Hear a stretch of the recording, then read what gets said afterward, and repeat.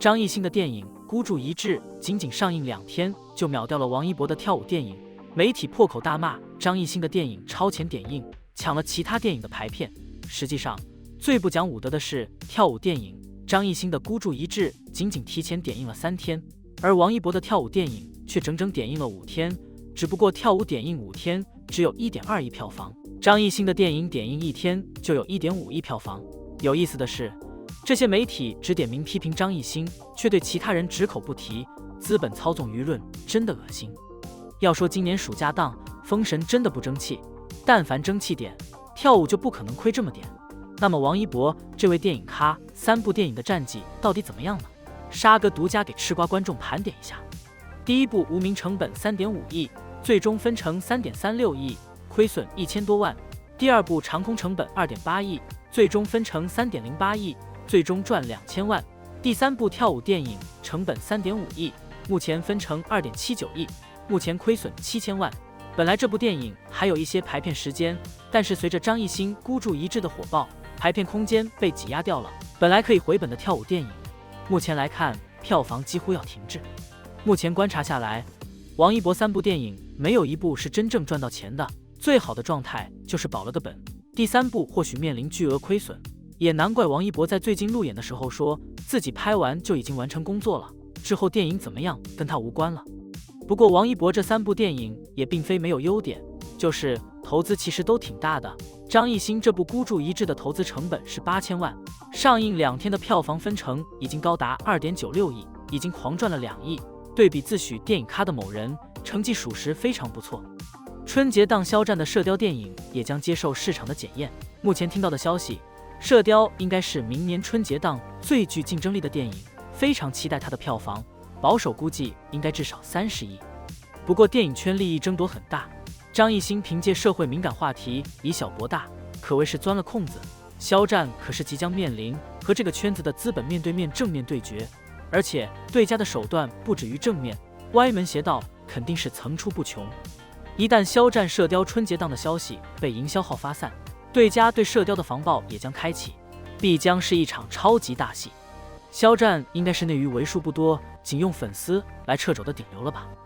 一度被舆论倒逼向大众道歉。最讽刺的是，身处网络暴力正中心，接受万箭齐发的狂轰乱炸中唯一的10名受害者竟然要向施暴者道歉，这太讽刺了。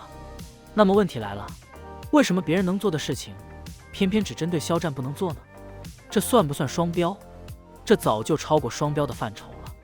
肖战在大热的暑期档前后连续播出了2部影视剧作品，梦中的那片海和玉骨遥与观众正式见面之后，饰演肖春生和石颖的肖战引起了不小的市场反响。演技、颜值、仪态、演员本人的文化素养、职业素养等各方面再次被认可，吸粉无数，也由此让大众对角色的喜欢逐渐转变到对演员本人的喜欢，专业的说法叫转粉率。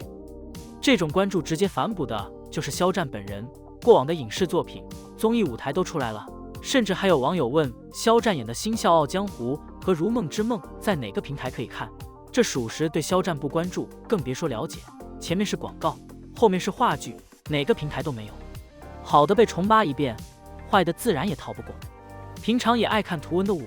经常能看到关于肖战的文，贬低拉踩带着个人偏见的不在少数，自然也能吸引来不喜欢肖战的人群互动。在评论区中看到震惊我的，竟然将数字事件归为是肖战最成功的虐粉事件，完全泯灭了该事件的严重性。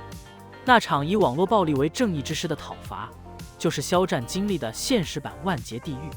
一场毁灭三观、是非颠倒、黑白不变，扫射所有粉丝，影响范围之广泛，居艺人、居家人、居同事、居合作伙伴，抵制商务。疫情期间让商家开发票，抵制合作的助农项目多到罄竹难书，一点风吹草动立马能空降热搜，短短3个月，负面热搜多达150多个。这期间指责肖战，指责粉丝，指责那些为他发声的人，各种各样微博定罪的大字报，社交平台上直接宣告艺人社死的点名报道，回想起来还是令人发指。该怎么形容这种冲击力？3年前的压根不知道肖战是谁，却能在家防疫期间手机不停的能接收到与肖战相关的报道，信息多了之后自然会点开看一些。当时只是好奇这个人是犯了什么天条，需要用这种方式围剿。以暑期档的剧宣为例，一部电影、一部电视剧全平台狂轰乱炸式的强营销，热搜多的应接不暇，无处下脚。然而，这种强营销是有时效的，维持1个月，最多坚持2个月，热度就下去了，剧方也不会再多花钱。再看当时的肖战受到的攻击，维持了整整10个月之久，全网推送，负面热搜的数量连成排成片，一波接一波，这相当于对肖战投入了长达10个月强营销的强度来毁掉他。回想当时因为个别粉丝的行为，向肖战发出的粉丝行为，偶像买单的悖论，3年后却发生了360度的反转，官方用个人行为只能劝阻来解释这种疯狂的现象。当时的 CP 粉明明是给2个人应援，最后的刀精准地落在了肖战一个人的头上，教师应援、饭圈进校园、夹带私货等观点打得肖战措手不及，为此发出了我不需要应援的回应，后续也直接取消了粉丝后援会。再看3年后的今天，官方发布了一位高3教师给学生看男团直播视频，他们却说这是他们的青春，没有媒体站出来指证，更没有大 V 来挥斥方遒剑指饭圈的疯狂追星，没有，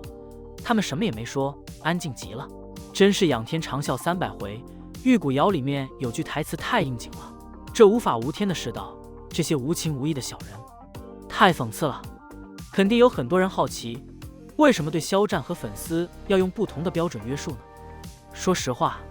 这几天我也有愤愤不平，想起一个博主回答网友的提问，为什么别人能做的，我们凭什么就不行？他的回答是所以只有一个顶流。他的补充回答让我印象深刻，